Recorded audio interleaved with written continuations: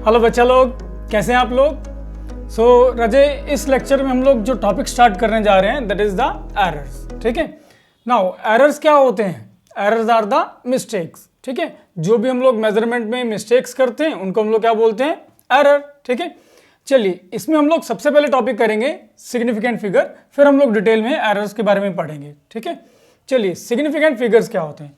तो अगर आपने लेमैन लैंग्वेज में अगर याद रखना है कि सिग्निफिकेंट फिगर्स क्या होते हैं, तो आपने जस्ट इतना ध्यान रखना है कि significant figures are the number of digits up to which we can have accurate and precise measurement. ठीक है, मतलब कि नंबर ऑफ डिजिट्स किसी भी कैलकुलेशन में कितने हैं, किसी भी गिवन हमारे पास वैल्यू में कितने हैं, सच दैट हम लोग एकदम एक्यूरेट मेजरमेंट कर सकें, उनको हम लोग क्या बोलते हैं? Significant figures. जैसे आप देखें, हम लोग इसके लिए कुछ रूल्स देख रहे हैं, उन रूल्स को आप वन बाय वन देखिए, बहुत सिंपल से हैं, बड़े आराम से कर लेंगे आप। जस्ट इन रूल्स को आपको ध्यान रखना है। देखिए, मान लो हमें ये नंबर दिया हुआ है 1 2 3 4 5। ठीक है, तो अब यहां पे देखिए ये सारे के सारे नॉन जीरो हैं। ठीक है, तो हम लोग नॉन जीरो को कभी भी छोड़ नहीं सकते। That means there are 5 significant figures. तो हमारे पास फर्स्ट रूल बनता है that all non zero numbers are significant. जितने भी नॉन जीरो नंबर होंगे, डिजिट्स होंगे, दे आर ऑल सिग्निफिकेंट। ठीक है, तो इस गिवन नंबर में हमारे पास 5 सिग्निफिकेंट फिगर्स होंगे। दैट मीन्स कि ये 5 के 5 जो हमारे पास डिजिट हैं उनको हम लोग काउंट करेंगे। ठीक है, बात क्लियर है। सेकेंड रूल हम लोग देखते हैं, अगर हमारे पास ये आ जाए 2 8 से 0 0। ठीक है, तो इस केस में there are only 2 significant figures. तो यहां पे हम लोग देखें, हमने बताया अभी पहले रूल में कि ये जो दो नॉन जीरो डिजिट हैं ये हमारे पास क्या है? सिग्निफिकेंट है। ठीक, इसका मतलब क्या हुआ कि ये जो दो जीरोस हैं दे आर नॉट सिग्निफिकेंट। तो सेकेंड रूल क्या बनता है? That the zeros after the non zero number are not significant. ठीक है, the zeros after non zero are not significant. चलिए नेक्स्ट रूल हम लोग देखते हैं। इसी नंबर को हम लोग ले लेते हैं, बट साथ में हमारे पास मीटर लिख दिया हमने। तो इस केस में यहां पे जो नंबर ऑफ सिग्निफिकेंट फिगर होंगे दे आर ऑलवेज 4। ठीक है, फॉर दिस केस। ठीक, दैट मीन्स कि हम लोग यहां पे जीरोस भी काउंट कर रहे हैं। तो रूल क्या बनता है कि अगर हमारे पास कोई भी नंबर आ रहा है बट वो नंबर मेजरमेंट से आ रहा है, तो उस केस में हमारे पास ये जीरोस काउंट कर लेंगे। दैट मीन्स कि अगर हमारे पास कोई यूनिट दे रखे हैं तो उस केस में ये जीरोस भी काउंट होती हैं। ठीक है, तो इन दोनों को हम लोग अगर कंपेयर करें तो हम लोग क्या बता रहे हैं कि अगर हमारे पास कोई भी गिवन नंबर है तो उसमें जीरोस काउंट नहीं करते after the non zero, but अगर वही नंबर हमारे पास मेजरमेंट से आता है तो हम लोग उन जीरोस को भी काउंट करते हैं। ठीक है, चलिए नेक्स्ट रूल हम लोग देखते हैं। लेट सपोज हमें ये दे रखा है 2008। ठीक है, तो आई होप आपको पता लग गया होगा देर आर 4 सिग्निफिकेंट फिगर्स। मतलब क्या हुआ? नेक्स्ट रूल आता है कि अगर हमारे पास दो नॉन जीरो नंबर हैं तो उन दो नॉन जीरो नंबर्स के बीच की जीरो को हम लोग हमेशा काउंट कर लेते हैं। ठीक है, that means there are 4 significant figures. चलिए नेक्स्ट रूल हम लोग देखते हैं। नेक्स्ट रूल इज हमारे पास दे रखा है 28.00। ठीक है, तो यहां पे हमारे पास क्या होगा? There are always 4 significant figures. मतलब क्या हुआ? नेक्स्ट रूल हमारे पास बनता है कि अगर हमारे पास डेसिमल प्लेस आ गया तो डेसिमल के बाद वाली जीरोस को हम लोग काउंट करते हैं अगर हमारे पास डेसिमल से पहले नॉन जीरो नंबर हो तब। ठीक है, कि डेसिमल से पहले नॉन जीरो नंबर है तो उसके बाद वाली जीरोस को हम लोग हमेशा काउंट कर लेते हैं। ठीक है, चलिए एक और हम लोग रूल देखते हैं। अगर हमारे पास ये आ गया 0.0800। ठीक है, तो इस केस में क्या होगा? यहां पे देखिए हमारे पास डेसिमल से पहले क्या है? 0, तो ये तो काउंट नहीं करेंगे, बाद वाली जीरो भी काउंट नहीं करेंगे।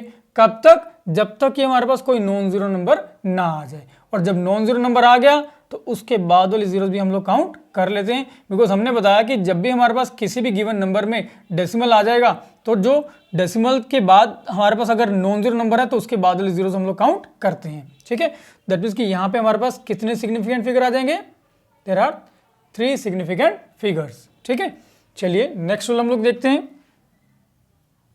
7th रूल, अगर हमारे पास ये आ जाए 2.67 इंटू 10⁵, 2.67 इंटू 10⁵, तो उस केस में हम लोग जो 10 रेज़ टू द पावर है इसको कभी भी काउंट नहीं करते हैं, ठीक है। दैट मीन्स कि हमारे पास यहाँ पे इस केस में कितने सिग्निफिकेंट फिगर आ जाएंगे, देयर आर 3 सिग्निफिकेंट फिगर्स, ठीक है। तो रूल क्या बना हमारे पास कि अगर हमारे पास कोई भी गिवन नंबर है उसमें अगर हमारे पास 10 रेज़ टू द पावर्स आ रही हैं, ठीक है, तो उस केस में हम लोग 10 रेज़ टू द पावर को कभी भी काउंट नहीं करते, हम लोग सिर्फ और सिर्फ नंबर को देखते हैं, ठीक है।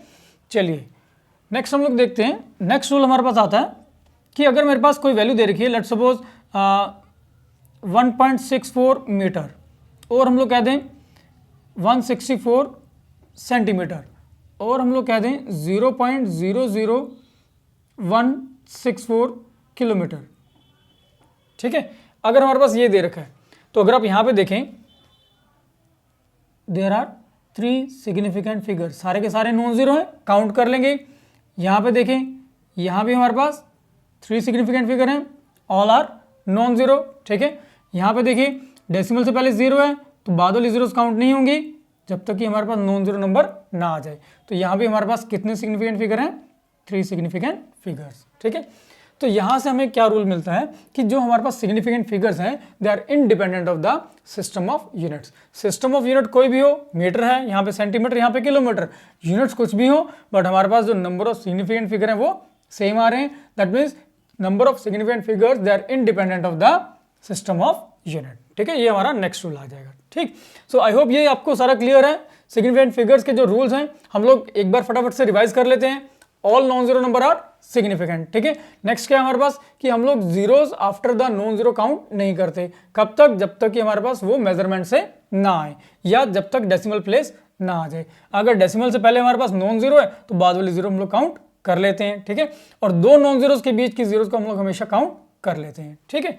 उसके बाद हमारे पास आता है कि अगर हमारे पास डेसिमल से पहले जीरो है तो बाद वाली जीरो को हम लोग काउंट नहीं करते जब तक कि हमारे पास कोई नॉन जीरो नंबर ना आ जाए, और नॉन जीरो नंबर आ गया तो बाद वाली जीरो हम लोग काउंट कर लेंगे, ठीक है। उसके अलावा कि हम लोग 10 रेज़ टू द पावर कभी भी काउंट नहीं करते हैं, ठीक। And last one is the कि जो हमारे पास सिग्निफिकेंट फिगर्स हैं they are independent of the system of units. System of unit कुछ भी हो, नंबर ऑफ सिग्निफिकेंट फिगर हमेशा सेम रहते हैं, ठीक। आई होप क्लियर है सर आपको। नेक्स्ट टॉपिक हम लोग देखते हैं राउंडिंग ऑफ, ठीक है। सो हमारा नेक्स्ट टॉपिक आता है राउंडिंग ऑफ। आप सबको आई होप पता है कि राउंडिंग ऑफ क्या होता है। राउंडिंग ऑफ होता है कि अगर हमारे पास लास्ट डिजिट 5 या 5 से बड़ा है तो जो प्रीसीडिंग वन होता है, दैट मीन्स कि जो उससे पहले वाला नंबर होता है, डिजिट होता है, उसको हम लोग 1 से इंक्रीज कर देते हैं। इसको हम लोग क्या बोलते हैं, राउंडिंग ऑफ, ठीक है। तो देखिए राउंडिंग ऑफ के भी कुछ रूल्स होते हैं, हम लोग देखते हैं। चलिए पहले हम लोग जनरल सा केस देखते हैं। लेट्स सपोज 2.876, तो हमें पता है यहाँ पे कितने सिग्निफिकेंट फिगर हैं, देयर आर 4 सिग्निफिकेंट फिगर्स, है ना। तो इस गिवन नंबर में 4 सिग्निफिकेंट फिगर्स हैं। अगर मुझे इस नंबर को राउंड ऑफ करना है टू द 3 सिग्निफिकेंट फिगर, तब हम लोग क्या करेंगे, देखिए लास्ट डिजिट 5 से बड़ा है तो जो प्रीसीडिंग वन है उसको हम लोग 1 से इंक्रीज कर देंगे। दैट मीन्स हमारे पास जो आंसर आएगा दैट विल बी 2.88, ठीक है। तो यहाँ पे 3 सिग्निफिकेंट फिगर हो गए। चलिए नेक्स्ट हम लोग देखते हैं। लेट्स सपोज हमें दे रखा है 6.675, देयर आर 4 सिग्निफिकेंट फिगर्स। हमें इसको 3 सिग्निफिकेंट फिगर्स तक राउंड ऑफ करना है, ठीक है। सोचिए इसके ऊपर।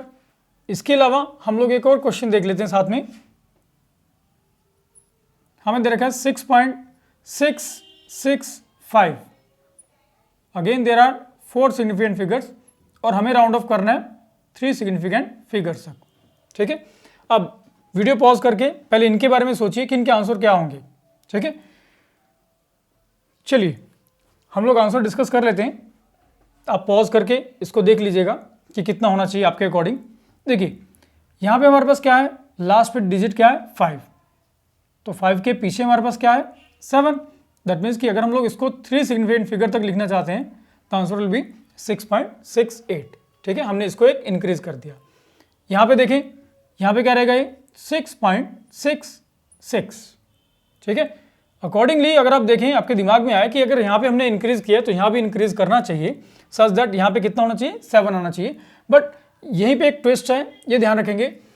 अगर हमारे पास लास्ट डिजिट 5 है, ध्यान दीजिएगा, अगर लास्ट डिजिट 5 है तो उसके जो पहले वाला डिजिट होगा अगर वो हमारे पास आ रहा है ओड नंबर तो वो चेंज हो जाएगा, अगर वो नंबर आ रहा है हमारे पास इवन, वो डिजिट आ रहा है इवन, तो इवन कभी भी चेंज नहीं होगा। इसको बोलते हैं इवन ऑड रूल।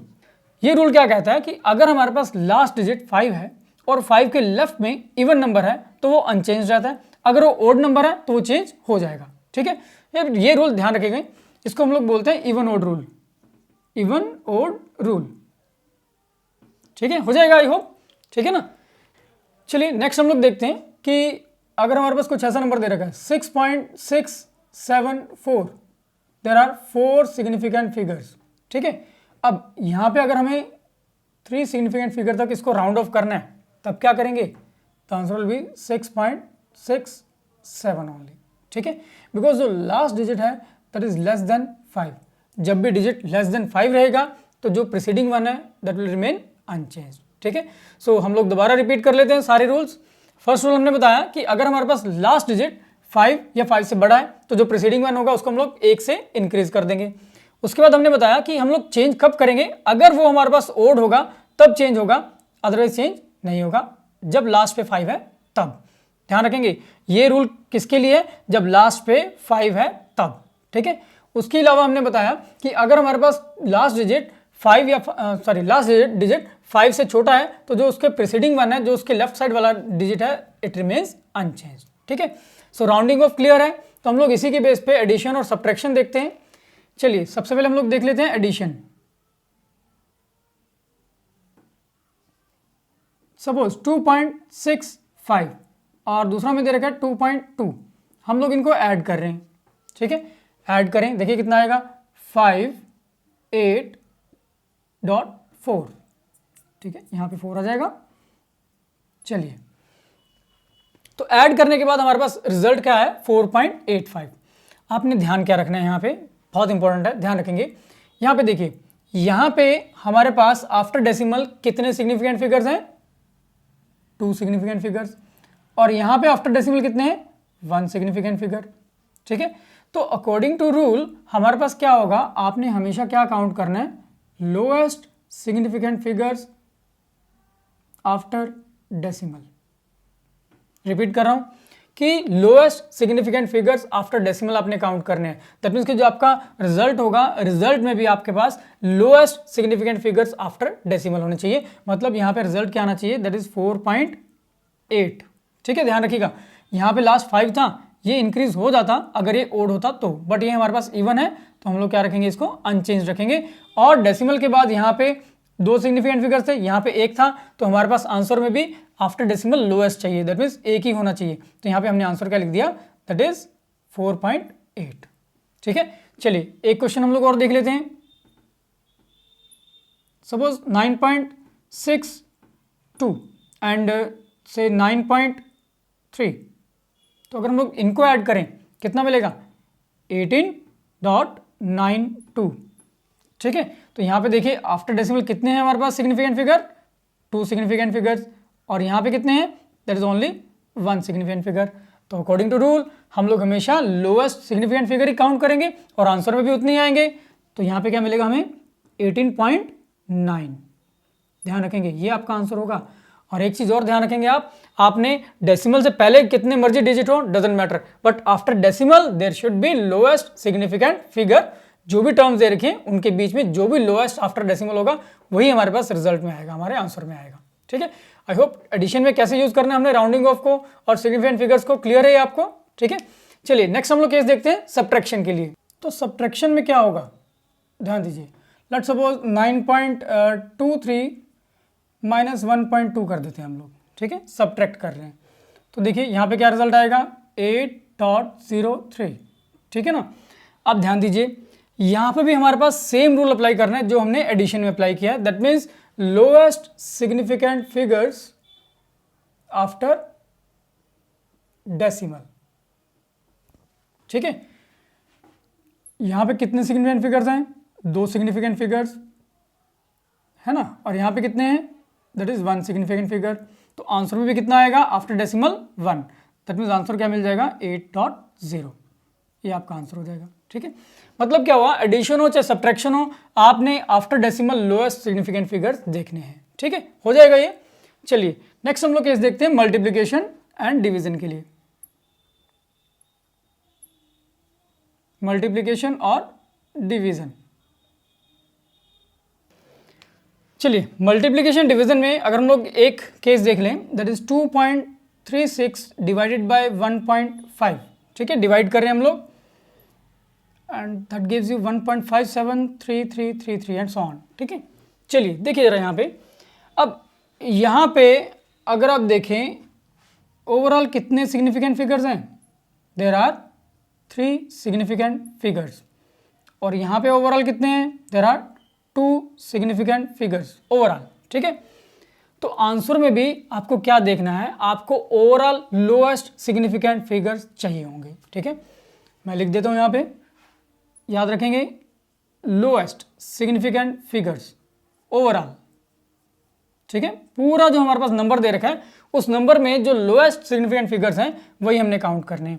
तो यहाँ पे देखिए 3 थे, यहाँ पे 2 हैं, दैट मीन्स आंसर में कितने आने चाहिए, 2 आने चाहिए। दैट मीन्स हमारा यहाँ पे आंसर क्या बनेगा, दैट इज 1.6, ठीक है, क्योंकि यहाँ पे हम लोग राउंड ऑफ करेंगे तो ये जो 7 है, 7 से हमारे पास इसको हम लोग 1 इंक्रीज कर देंगे तो आंसर क्या मिलेगा हमें, 1.6, ठीक है। आई होप आपको क्लियर है डिवीजन में कैसे किया अपने। अभी हम लोग एक मल्टीप्लिकेशन का क्वेश्चन भी देख लेते हैं, ठीक है। चलिए 2.56 इंटू 2.2, तो ये अगर आप मल्टीप्लाई करेंगे, इनको मल्टीप्लाई करें तो हमारे पास रिजल्ट आएगा 5.632, ये आपके पास रिजल्ट आ रहा है। अब देखिए यहाँ पे ओवरऑल कितने सिग्निफिकेंट फिगर्स हैं, अंडरस्टूड आपको, 3 हैं। यहाँ पे ओवरऑल कितने हैं, देयर आर 2 सिग्निफिकेंट फिगर्स, तो आंसर में भी ओवरऑल कितने आएंगे, there should be 2 significant figures. That means कि इसको अगर हम लोग राउंड ऑफ कर दें तो हमारा जो रिजल्ट आएगा दैट शुड बी 5.6 ओनली, ठीक है, ये हमारा आंसर हो जाएगा। बात क्लियर है, ठीक है। तो आई होप आपको क्लियर है। सब्ट्रैक्शन में आपको, एडिशन और सब्ट्रैक्शन में आपको lowest significant figures after decimal देखने हैं, जबकि आपको मल्टीप्लिकेशन और डिवीजन में क्या देखना है, ओवरऑल लोएस्ट सिग्निफिकेंट फिगर्स, ठीक है। सो कर लेंगे ये दो। सो चलिए नेक्स्ट हमारे पास अभी स्टार्ट करते हैं हम लोग एरर्स।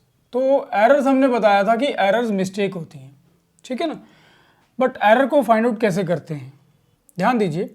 एरर को मेजर करने के लिए हमारे पास फॉर्मूला क्या बनेगा, that error is equal to, अब एरर को मेजर करना है तो क्या करना पड़ेगा, जो हमारे पास एक्चुअल वैल्यू है उसमें से मेजर्ड वैल्यू को माइनस कर देंगे तो हमारे पास क्या आ जाएगा, हमारी मिस्टेक आ जाएगी, अगर उसमें कोई मिस्टेक है तो, है ना। तो हम लोग क्या लिखेंगे इसको, that is true value,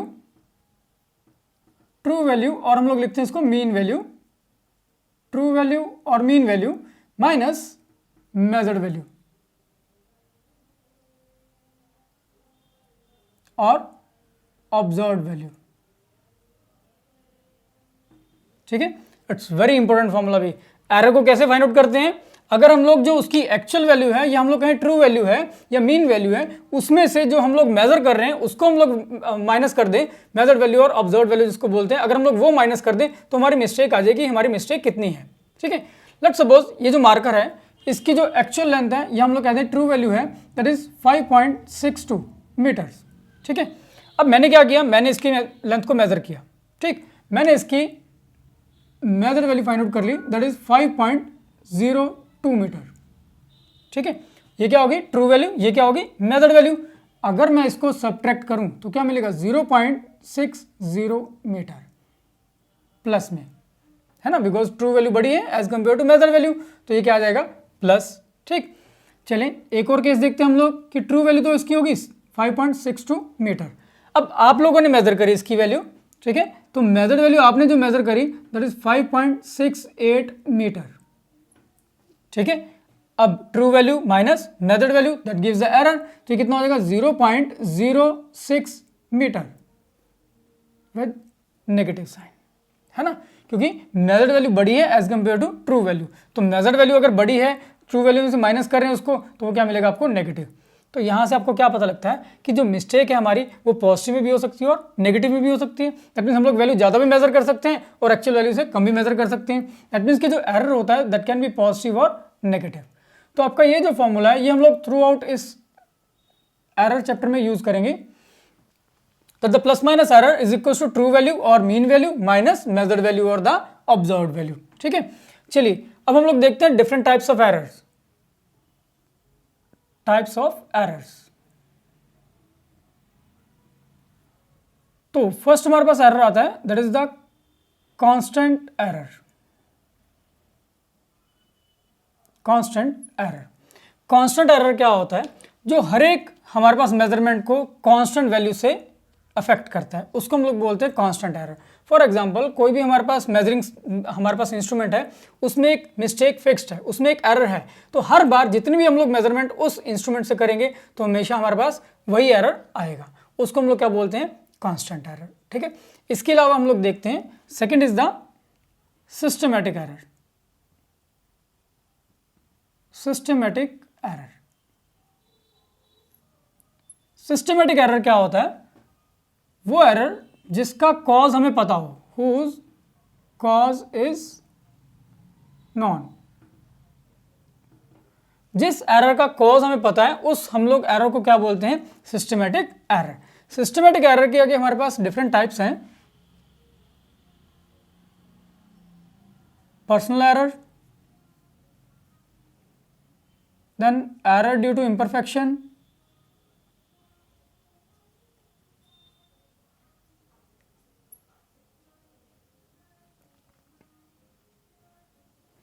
next हमारे पास आता है error due to external cause. ठीक, and the next is the instrumental error. ठीक है, चलिए अब देखिए हम लोग इनको वन बाय वन डिस्कस करते हैं. इसके अलावा लीस्ट काउंट भी होता है, वो हम लोग आगे चल के भी डिस्कस करते हैं. चलिए फर्स्ट हम लोग देखते हैं पर्सनल एरर. पर्सनल एरर क्या होता है? ये जो एरर होता है that is due to the carelessness of human beings.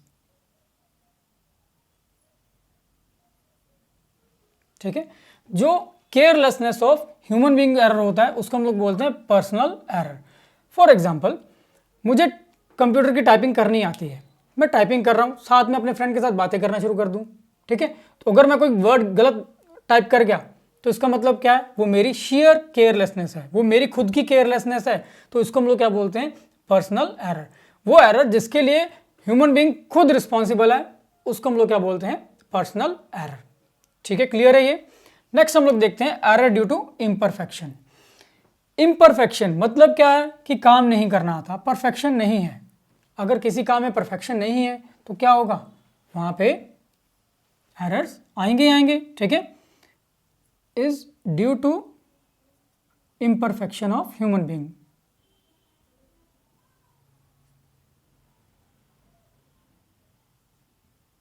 Due to imperfection of human being. ध्यान दीजिएगा, ये और ये डिफरेंट है. यहाँ पे काम करना आता है, यहाँ पे परफेक्शन है, बट यहाँ पे केयरलेसनेस है, जबकि यहाँ पे काम नहीं करना आता. ठीक है, that is the person performing the job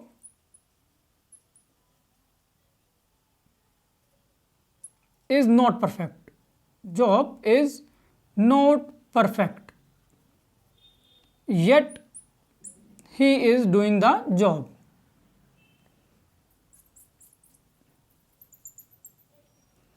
Doing the job. ठीक है, काम करना नहीं आता फिर भी काम किए जा रहा है तो मिस्टेक्स आएंगे आएंगे, एरर्स आएंगे ही आएंगे. फॉर एग्जाम्पल देखिए, मुझे बिजली की फिटिंग करनी नहीं आती, मैं फिटिंग करनी शुरू कर दूं, पटाखे पड़ेंगे पड़ेंगे, है ना? तो उसको हम लोग क्या बोलेंगे? Error due to imperfection.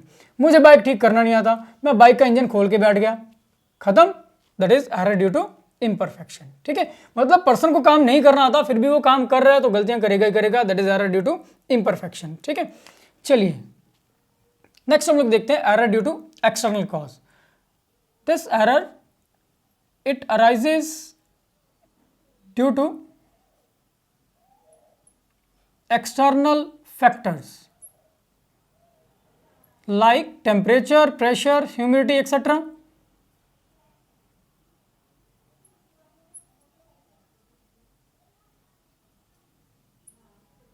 ठीक है, तो जो temperature, pressure, humidity, that means कोई भी एक्सटर्नल फैक्टर हो उसके करके जो एरर होंगे उनको हम लोग क्या बोलते हैं, error due to external cause. Suppose एक सिंपल सा एग्जांपल देखते हैं हम लोग। बॉस ने हमें बोला कि हाँ जी टैंकी में पानी चेक करके आओ यार कितना है, ठीक है। हम लोग गए ऊपर, हमने जाके देखा, हमने आके बताया कि जो लेवल है वाटर का दैट इज 44.1 सेंटीमीटर, ठीक है। बॉस ने कहा मैं चेक करके आता हूँ। बॉस चेक करने गया, नीचे से किसी ने टैप ऑन कर दिया, तो बॉस ने जब देखा जाके कि जो लेवल है वो तो 44 सेंटीमीटर है, ठीक है। अगर हम लोग देखें हमारे गिवन वैल्यू के अकॉर्डिंग जो बॉस की गिवन वैल्यू है वो डिफरेंट है ना, ठीक है। दैट मीन्स हमारा एरर काउंट हो गया, बट क्या ये हमारा एरर है? No, that is due to some external cause. ये किसके करके? उस पर्सन के करके जिसने टैप ऑन कर दिया था, ठीक है। That is called the error due to external cause, ठीक है। एक और एग्जांपल देखते हैं। टीचर ने हमें बोला कि हाँ जी बाहर देख के आओ टेम्परेचर कितना है। हम लोगों ने थर्मोमीटर लिया, थर्मोमीटर ले गए, हमने आके बता दिया जी कि जो बाहर टेम्परेचर है दैट इज से 25 डिग्री सेंटीग्रेड, ठीक। अब जब टीचर मेजर करने गए, सूरज भाई साहब छिप गए, है ना, तो टेम्परेचर हमारे पास डाउन हो गया टू द से 23 डिग्री सेंटीग्रेड। अब क्या ये हमारी मिस्टेक है? नो, ये किसके करके है? It is due to some external factor, ठीक है। तो ये जो एरर होते हैं जो हमारी खुद की मिस्टेक के करके नहीं होते बट कुछ एक्सटर्नल फैक्टर्स के करके होते हैं, उनको हम लोग बोलते हैं error due to external cause, ठीक है। इंस्ट्रूमेंटल एरर हम लोग डिस्कस कर चुके हैं कि कांस्टेंट एरर होता है। तो जो इंस्ट्रूमेंटल एरर होता है that is due to wrong manufacturing of instrument,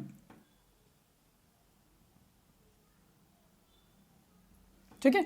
कि हमारे पास जो इंस्ट्रूमेंट है उसी में गलती है, उसी में मिस्टेक है, उसमें मेजरमेंट हमारे पास गलत इनिशियली है, तो उस केस में जो एरर आएंगे ही आएंगे। इसको हम लोग क्या बोलते हैं? Instrumental error. फॉर एग्जांपल अगर आपने कभी ऑब्जर्व किया हो कि हमारे पास कोई एक स्केल है, ठीक है, स्केल की जो डिविजन्स हैं they are not equally marked, ठीक है। अगर ये इक्वली मार्क्ड नहीं है तो अगर आप इससे मेजरमेंट करेंगे तो हमारे पास हमेशा मिस्टेक आएगी ही आएगी। इसको हम लोग क्या बोलते हैं? Instrumental error. तो अगर हमें इस एरर को रिमूव करना है तो हमें इंस्ट्रूमेंट को ही चेंज करना पड़ता है, ठीक है। सो आई होप आपको ये वाली सारी टाइप्स क्लियर हैं। बाकी टाइप्स हम लोग अभी आगे डिस्कस करते हैं वन बाय वन। चलिए नेक्स्ट टाइप हमारे पास आती है random error. Random error that is third type, ठीक है। चलिए रैंडम एरर क्या होता है? देखिए राजे, जो एरर इरेगुलरली हमारे पास अकर होता है, रैंडमली अकर होता है, उसको हम लोग क्या बोलते हैं? रैंडम एरर, ठीक है। इसको हम लोग बाय चांस एरर भी बोलते हैं। बाय चांस एरर मतलब क्या हुआ कि बाय चांस अकर कर जाता है, कभी कभी अकर कर जाता है, ठीक है। उसको हम लोग बोलते हैं रैंडम एरर। फॉर एग्जांपल अगर आप देखें हमारे पास हम लोग एक एक्सपेरिमेंट परफॉर्म कर रहे हैं, ठीक है, केमिस्ट्री का एक्सपेरिमेंट है। हमने एक एसिड में दूसरे एसिड की 5 ड्रॉप्स ऐड करनी है। तो हमने क्या किया?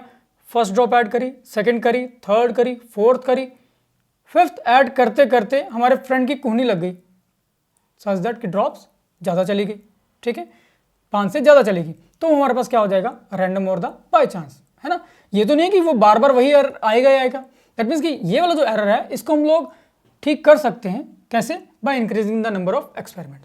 फर्स्ट टाइम हमने किया, हमारे फ्रेंड की कोहनी लगी, हो गया, ठीक है, that is due to external cause, हो गया कि वो हमारे पास एरर आ गया। नेक्स्ट टाइम हम लोग कर रहे थे तो नेक्स्ट टाइम हमारा हाथ थोड़ा ज़्यादा दब गया और ज़्यादा ड्रॉप्स चली गई, ठीक है, मतलब तब भी हमारे पास एरर आ गया।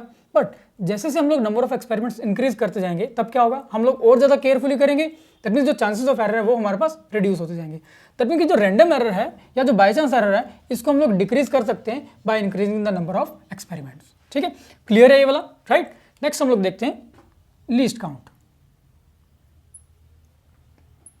लीस्ट काउंट क्या होता है? It is smallest measurement that can be taken with the help of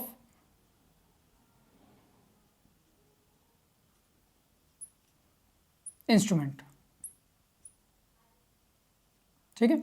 किसी भी इंस्ट्रूमेंट से जो हम लोग स्मॉलेस्ट मेजरमेंट कर सकते हैं उसको हम लोग बोलते हैं least count of that instrument, ठीक है। इसको हम लोग डिटेल में पढ़ेंगे आगे चल के, जैसे हम लोग जो कुछ मेजरिंग इंस्ट्रूमेंट्स हैं उनको हम लोग डिस्कस करेंगे तो हम लोग इनको वन बाय वन पढ़ेंगे, ठीक है। जो लीस्ट काउंट ऑफ जो स्क्रू गेज होता है हमारे पास या least count of vernier caliper होता है, ठीक है, उनको हम लोग वन बाय वन पढ़ेंगे। सो फॉर एग्जाम्पल अगर हम लोग यहाँ पे देखें कि हमारे पास एक मीटर स्केल है, ठीक है, मीटर स्केल में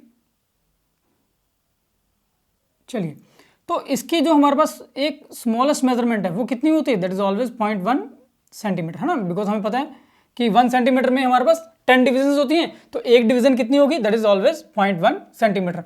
तो हमारे पास एक जो मीटर स्केल है या जो नॉर्मल स्केल है उससे हम लोग कम से कम मेजरमेंट कितनी कर सकते हैं, दैट इज ऑलवेज 0.1 सेंटीमीटर। तो ये जो 0.1 सेंटीमीटर है that is called the least count of this given scale. ठीक है, तो बाकी हम लोग डिटेल में अभी आगे चल के इसको पढ़ते हैं। हाँ, तो नेक्स्ट हम लोग देखते हैं, fifth is gross error. Gross error, so ये एरर क्या होता है, ये एरर वो एरर होता है which start from taking the wrong observation, ठीक है, and at the wrong experiment. For example, जैसे हम लोग बात करें, पहले हम लोग स्टेप्स लिख लेते हैं, फिर हम लोग एक एग्जाम्पल देखते हैं। फर्स्ट क्या होगा हमारे पास, टेकिंग रॉन्ग ऑब्जर्वेशन, ठीक है। सेकंड क्या हो जाएगा, नोटिंग रॉन्ग ऑब्जर्वेशन, ठीक। थर्ड क्या हो जाएगा, wrong calculations, and the last क्या हो जाएगा, रॉन्ग एक्सपेरिमेंट। ठीक है, ध्यान दीजिए, हम लोग एक एक्सपेरिमेंट परफॉर्म कर रहे हैं, मुझे एक गैल्वेनोमीटर में से मेजरमेंट करना है करंट के लिए, ठीक। मैंने मेजरमेंट करी, मैंने आपको बोला इट इज 2.1 एम्पियर, ठीक है, जबकि वो एक्चुअल में कितना था, दैट वाज 2.2 एम्पियर। ये हमारे पास एक्चुअल वैल्यू थी, जबकि मैंने आपको कितनी बता दी, 2.1 एम्पियर। आप नोट भी क्या करेंगे, 2.1 एम्पियर, फर्स्ट हो गया, सेकंड हो गया। अब इस ऑब्जर्वेशन को आप जो कैलकुलेशन करोगे उसमें यूज करोगे तो रॉन्ग कैलकुलेशन होगी और अल्टीमेटली हमारा एक्सपेरिमेंट भी रॉन्ग हो गया। तो वो एरर जो स्टार्ट होता है by taking the wrong observation and and at the wrong experiment, उसको हम लोग क्या बोलते हैं, ग्रोस एरर। ठीक है, बात क्लियर है। तो हमारे पास जो हमने एक्सपेरिमेंट किया वो हमारा गलत हो गया, ठीक। सो आई होप ये आपको सारी टाइप्स ऑफ एरर क्लियर हैं। बाकी हम लोग नेक्स्ट देखते हैं